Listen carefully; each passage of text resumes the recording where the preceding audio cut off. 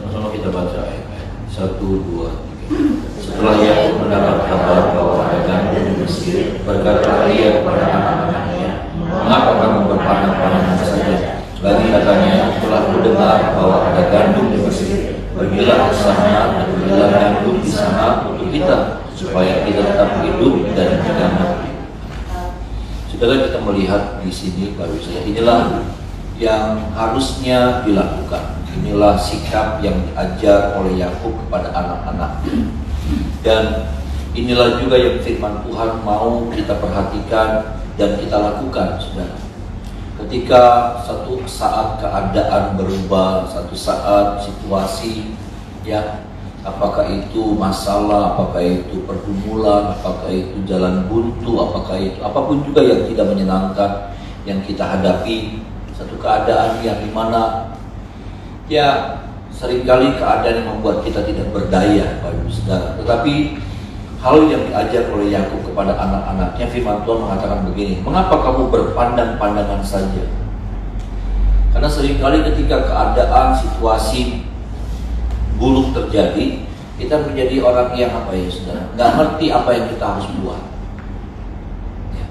Sama halnya ketika itu terjadi kelaparan, terjadi krisis, saudaraku, dan orang nggak tahu mesti buat apa. Orang nggak ngerti harus lakukan apa, saudara. Orang bukannya melakukan sesuatu mencari jalan keluar, tapi seringkali orang berpangku tangan, saudara. Orang melipat tangan, orang nggak ngerti apa yang harus dibuat. Makanya Yakub mengajar kepada anak-anaknya, "Mengapa kamu berpandang-pandangan saja?" Bukan itu yang harus dilakukan, bukan saatnya, saudaraku. Ya, anak-anak Yakub berpandang-pandangan, bingung, ya,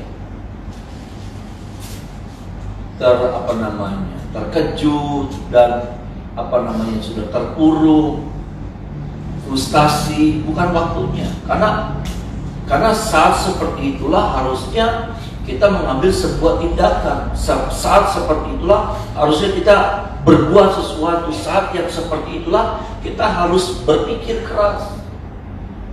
Ada amin, saudara? Bukan waktunya kita jadi kediam, bukan waktunya kita melongo, bukan waktunya kita berpasrah diri, bukan waktunya kita jadi frustasi, putus asa.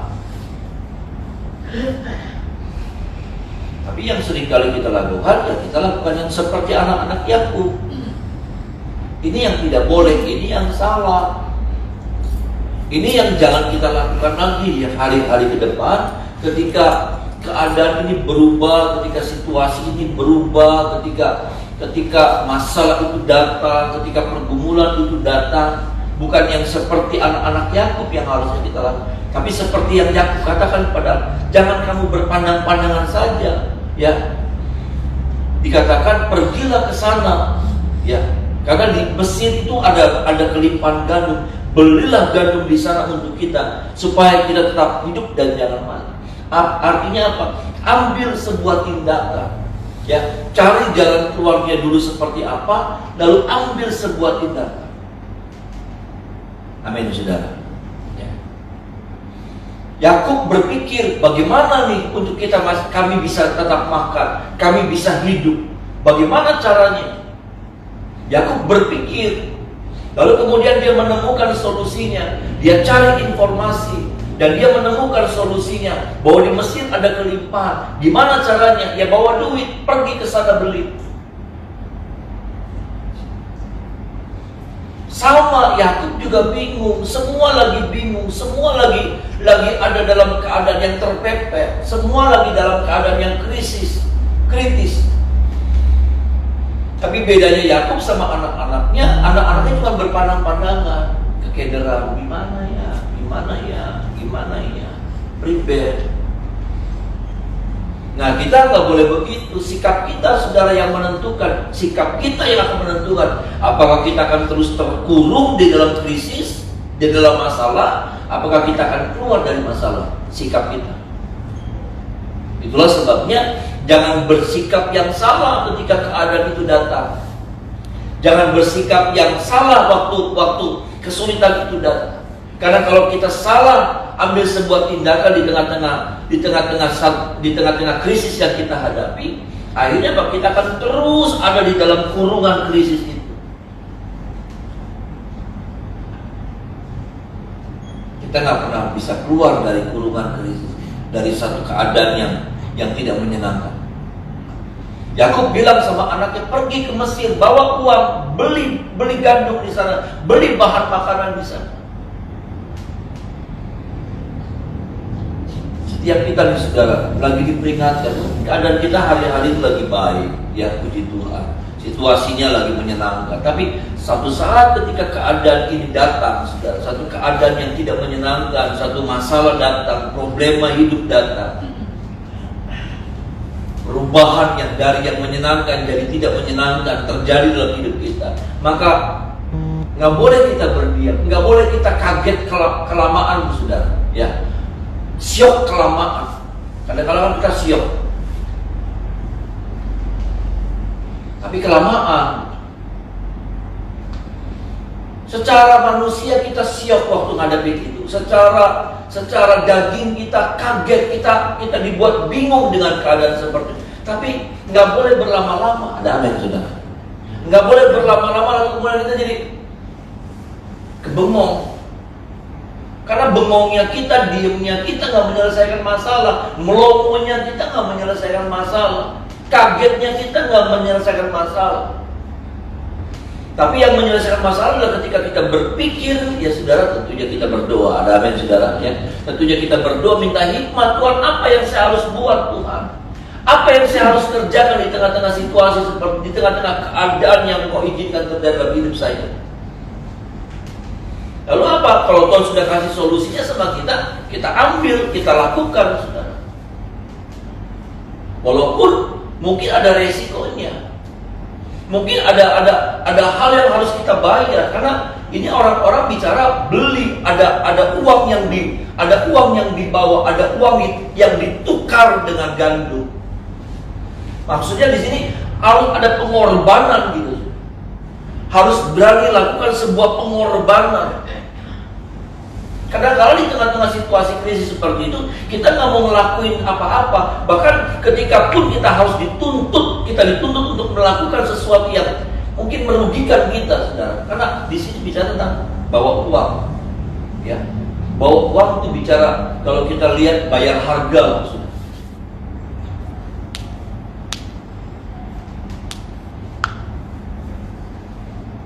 Mungkin saudara harus tambah jam kerja, mungkin saudara harus tambah saudara, kegiatan saudara, ya. Mungkin saudara mesti bagaimana? Nggak bisa begini, nggak bisa begini.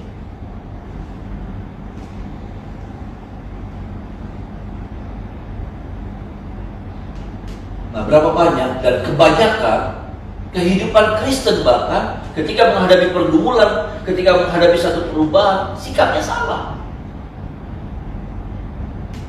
Baik prianya, baik wanitanya.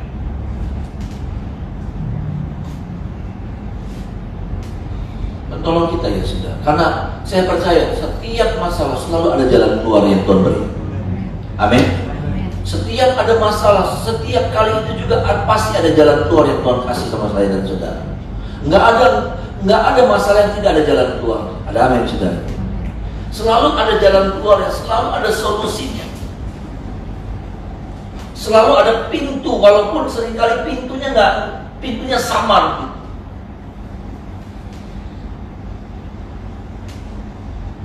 Makanya firman Tuhan bilang begini, orang yang menabur ya sambil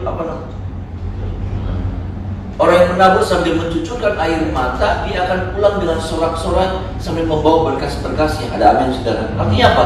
Nggak boleh tuh yang namanya waktu kita menderita, waktu kita dalam keadaan susah, saudara, kita kerjanya cuma nangis, mengasihi diri, terus mengasihani diri. Alkitab bilang ini, orang yang menabur sambil mencucurkan air mata, artinya orang itu dalam tekanan, orang itu dalam masalah. Kenapa? Dia nangis. Tetapi orang ini nggak berhenti. Orang ini langkahnya nggak pernah dihentikan sama yang namanya air mata. Ternyata dia tetap maju berjalan. Dia tetap, bahkan bukan cuma kakinya bergerak, tangannya juga bergerak. Tetap melakukan sesuatu dalam hidup.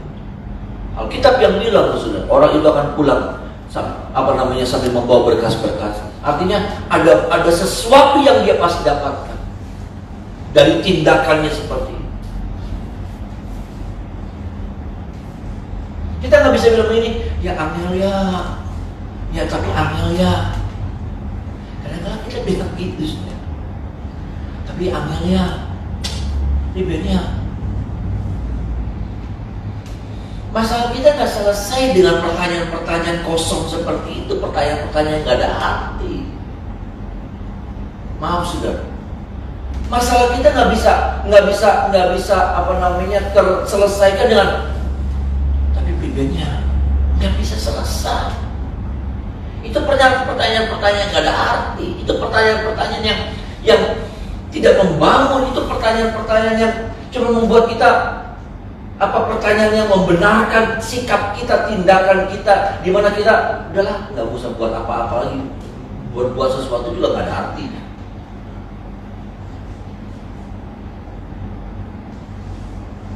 Saya percaya, saudara ngerti nggak? Itu orang waktu zamannya Yusuf, itu anak-anaknya Yakub waktu dia pergi, itu orang tuh rebutan, saudara. Beli bahan makanan tuh rebutan. Karena itu tuh baru awal krisis.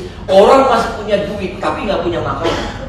Kayak saudara masuk lagi bahan makanan kosong, saudara serbu ke supermarket, orang serbu juga. Bisa jadi saudara punya uang tapi nggak bisa dapat barang. Itu tetap ada resikonya. Tetap ada resiko yang bisa saja kita alami. Tapi apakah kalau kita nggak punya makanan, lalu kemudian kita punya duit nih, saudara, dan kita tahu semua supermarket lagi diserbu sama orang, lalu kita bilang ini, cuma ya angel laku dalam TV ku, woget jubel-jubelan angel, ya, ngantrinya, ya tapi kalau sudah nggak lakuin itu ya sudah nggak makan. Karena pada akhirnya kita harus tetap, walaupun itu harus ngantri, walaupun itu harus rebutan, ya tapi kita harus hadir. Supaya apa? Supaya kita dapat sesuatu. Kita nggak bisa bilang, Tuhan kirimkan orang ya Tuhan. Ada orang yang tergerak di hara saya. Ya keder ya saudara kalau gitu.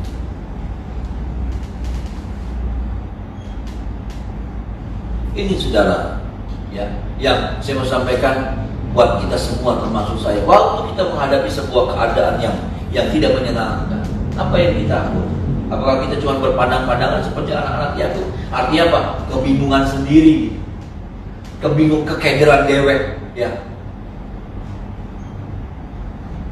Gak bisa. Itu nggak menyelesaikan masalah. Itu hanya membuat semakin lama kita terkurung sama yang namanya masalah ini. Dan kita nggak pernah bisa keluar dari masalah itu. Sekali lagi saya mau bilang kepada setiap kita, Bapak Ibu Saudara, setiap kali ada masalah, setiap kali itu juga Tuhan sudah sediakan jalan keluarnya. Ada amin, saudara. Setiap kali itu juga, walaupun sepertinya tidak kelihatan, saudara, tapi kalau kita perhatikan, kalau kita berjuang dan kita mengandalkan Tuhan, pasti kita ketemu jalan keluarnya. Ada amin, saudara. Kita pasti ketemu sama pintunya itu. Pintu untuk keluar dari masalah itu nggak pernah nggak ada. Ini bagian yang pertama, Bapak Ibu Saudara. Bagian yang kedua, Bapak Ibu Saudara, yang kita lihat pada pagi hari, ayat 7 sampai ayat yang ke-9. Ayat 7 sampai ayat yang ke-9. Sama-sama kita baca ayat 1, 2, 3. Ketika Yusuf melihat saudara-saudaranya, segeralah mereka dikenalnya, tapi ia berlaku seolah-olah ia seorang. Ia menegur mereka dan membentak, dari manakah kamu? Dari tanah Kanaan untuk membeli bahan makanan. Memang Yusuf mengenal saudara-saudara itu, tetapi dia tidak dikenal mereka. Lalu teringatlah Yusuf akan mimpi-mimpinya tentang mereka, Berkatalah Ia kepada mereka, kamu ini pengintai, kamu datang untuk melihat-lihat di mana negeri ini tidak. Saudara, mari kita sama-sama menempatkan diri. Mari sama-sama kita menempatkan diri di cerita itu. Yusuf itu adalah saya, Yusuf itu adalah saudara. Mari kita sama-sama membayangkan, pada waktu itu yang jadi Yusufnya adalah saya, atau yang jadi Yusufnya adalah saudara. Lalu kemudian saat itu kita melihat ada orang-orang yang datang, dan orang-orang itu adalah orang-orang yang sudah membuat hidup saya menderita. Orang-orang itu adalah orang-orang yang sudah membuat hidup saudara menderita. Mari kita bayangkan. Menurut saya, saat itu ada sebuah peperangan batin yang terjadi dalam diri Yusuf. Menurut saya, kalau saudara sih mungkin enggak ya saudara. Tapi buat saya, kalau saya waktu itu jadi Yusuf, maka dalam diri saya ada peperangan batin yang luar biasa. Antara kangen, antara rindu, antara pengen meluk, antara pengen jotos. Iya kan saudara? Macam-macam itu nano-nano. Itu rasa itu berkecamuk dalam diri saya. Antara benci, antara rindu, antara sudah macam-macam itu campur aduk.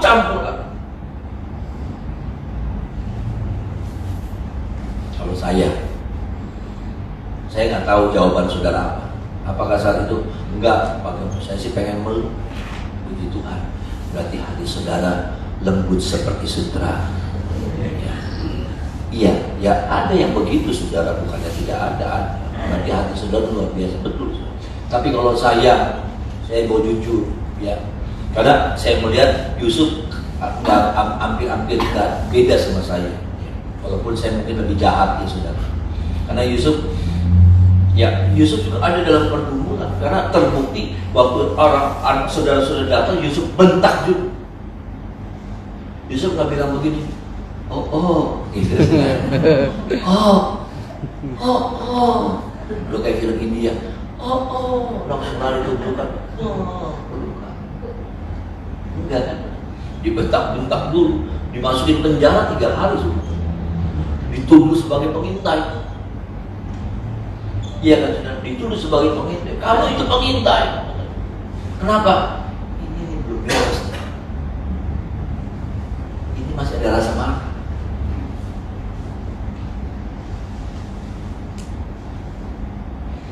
Karena sudah lihat, sudah coba baca di ayat yang ke-20. Nanti kita akan tahu bahwa seperti apa Yusuf pada waktu dia diserahkan, pada waktu dia ingin dibunuh sama saudara-saudara. Ayat 22 coba. Perhatikan ya saudara, ngeri ya saudara, ngeri. Ayat 22, Kejadian 42 ayat 22, sama-sama kita baca ayat 1, 2, 3. Lalu Ruben menjawab mereka, bukankah dahulu kukatakan kepadamu, janganlah berbuat dosa terhadap anak itu, tetapi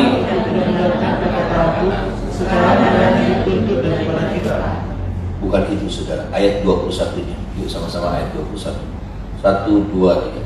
Mereka berkata seorang kepada yang, betul-betullah kita menanggung akibat dosa kita terhadap adik kita. Bukankah kita melihat bagaimana sesak hatinya ketika dia memohon belas kasihan kepada kita, tetapi kita tidak mendengarkan permohonan. Itulah sebabnya kesesakan ini. Jadi pada waktu saudara-saudara pengen bunuh Yusuf, saudara kemudian dijual, dia tolong, gitu, sambil menangis, tolong, jangan. Sama saudara-saudara nggak peduli, enggak, gitu. Tolong, dia pegangin kaki saudara-saudaranya, tendang, pegangin kakinya, tangannya sudah, tolong, jangan, dorong.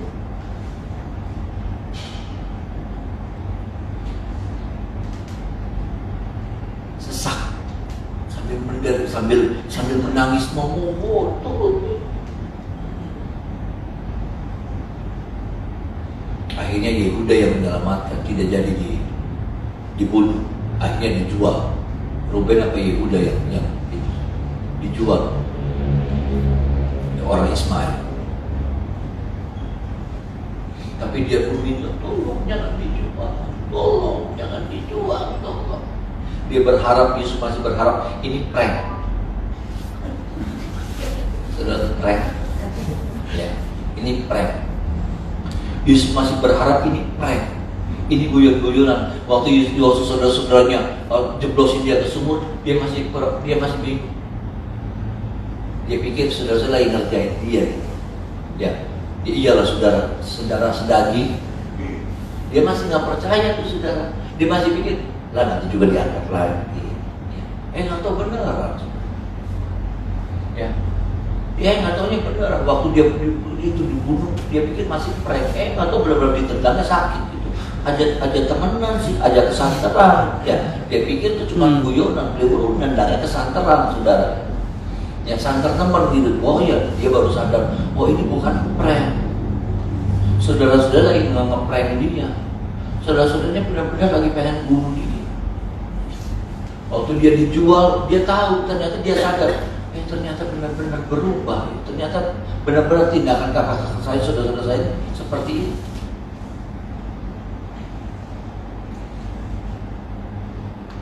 Dia memohon belas kasihan saudara-saudara, nangis. Ada yang perlu. Gak gampang yang dialami oleh Yusuf. Itulah sebabnya yang saya mau bilang, di peristiwa yang tadi kita baca ayat 7 sampai ayat 9, Yusuf sedang ada dalam pergumulan yang terhebat dalam diri. Sempat dia kalah. Karena kemudian yang keluar dari mulutnya itu amarah. Sempat sudah. Sampai kemudian apalagi nggak cukup itu, dia jeblosin saudara-saudara ke penjara. Masih ada amarah yang begitu luar. Tapi hebatnya Yusuf, ini yang kita belajar. Dia bisa menekan, dia bisa mengendalikan marahnya, dia bisa mengendalikan kecewanya, dia bisa mengendalikan kebenciannya, dia bisa mengendalikan rasa sakit hatinya.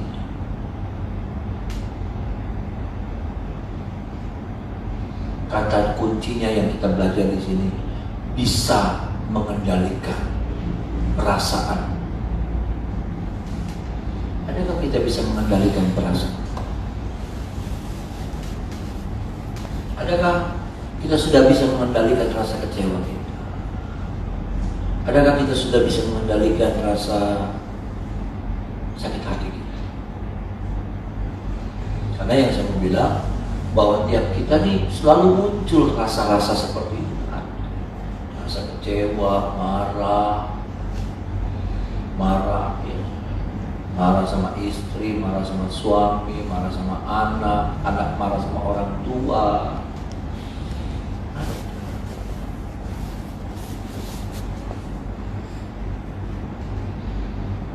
Rasa sakit hati bukan sama orang lain, tapi rasa sakit hati sama keluarga kita, sama kakak kita, sama adik kita, sama sakit hati sama orang tua. Tapi bukan itu pertanyaannya. Pertanyaan kuncinya adalah, sudahkah kita berusaha dan sanggup menguasai, mengendalikan yang namanya rasa marah, rasa kecewa, rasa sakit hati. Karena terbukti kemudian Yusuf yang tadinya bergejolak dalam hati. Adakah Yusuf adakah rasa pengen bunuh saudara-saudaranya? Kalau menurut saya sih, ya, kalau saya jadi Yusuf ada. Karena Yusuf sekarang orang kedua di Mesir, ya, dia tinggal bilang, selesai. Ada kode-kode, ada orang-orang kayak gitu sudah ada kode-kode, ya, ada kode-kode, ya. Kalau bos-bos kayak gitu tuh, bos geng, ya, bos mafia, di situ ada kode-kode. Ya saudara, yang orang nggak tahu kodenya cuma kayak gini. Itu data, itu artinya mati ya saudara. Tutup mata itu artinya. Ya, ada kode begini. Itu dikebukin, saudara. Ada saudara. Ya. Ada gini, ada kode ini kayak gitu ya saudara. Itu tuh enggak, ini cuma itu aja, cuma contoh aja. Ada kayak gitu, itu tuh 2 tulang dipatahin. Ada saudara. Ada ya kayak gitu saudara ya. Jadi orang tuh, anak buah tuh ya saudara mesti tahu berapa kali nih ya jangan cuma 2 kali dia patahinnya 4 tulang lagi saudara. Anda saudara rasa pengen bunuh, rasa pengen balas ada. Itu yang saya katakan, kata kuncinya adalah mengendalikan.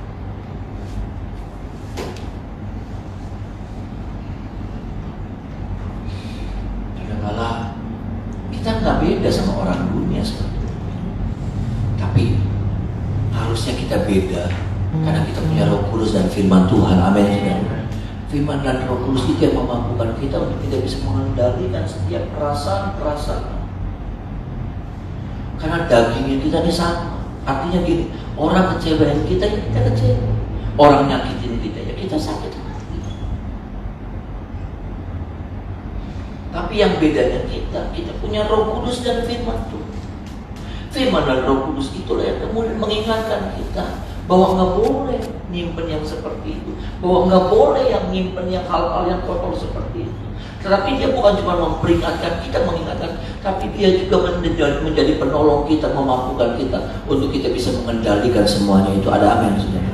Roh Kudus memampukan kita mengendalikan, untuk memampukan kita mengendalikan perasaan-perasaan yang seperti itu. Kalau kita mau, kalau kita mengizinkan. Seringkali kita nggak mengizinkan Firman dan Roh Kudusnya bekerja.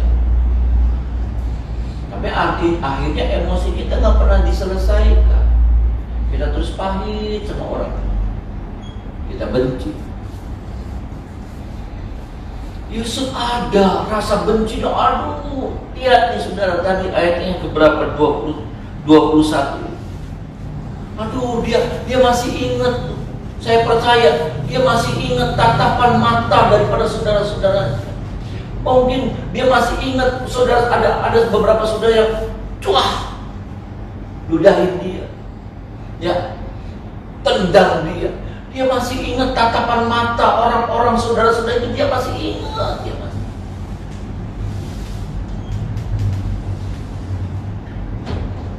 Saya masih ingat saudara, ada orang yang saya sapa lalu, saya masih ingat ya. Ada orang yang saya sapa, ya bukan jemaat kita. Iya. Saya masih ingat tuh.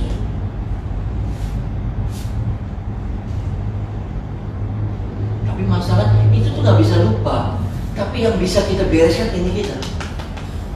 Ada amin saudara. Memori dan hati itu beda. Bisa saja kita masih ingat. Tetapi yang saya mau bilang, hati ini sudah beres belum? Waktu kita dengar nama itu, waktu kita lihat orang itu, sudah beres?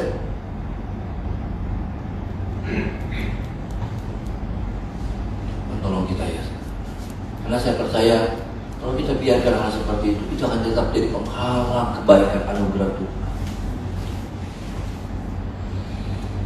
Dan tentunya kita tidak mau ada penghalang dalam hidup kita. Ada amin. Penghalang anugerah, penghalang berkat, penghalang kebaikan. Tolong kita.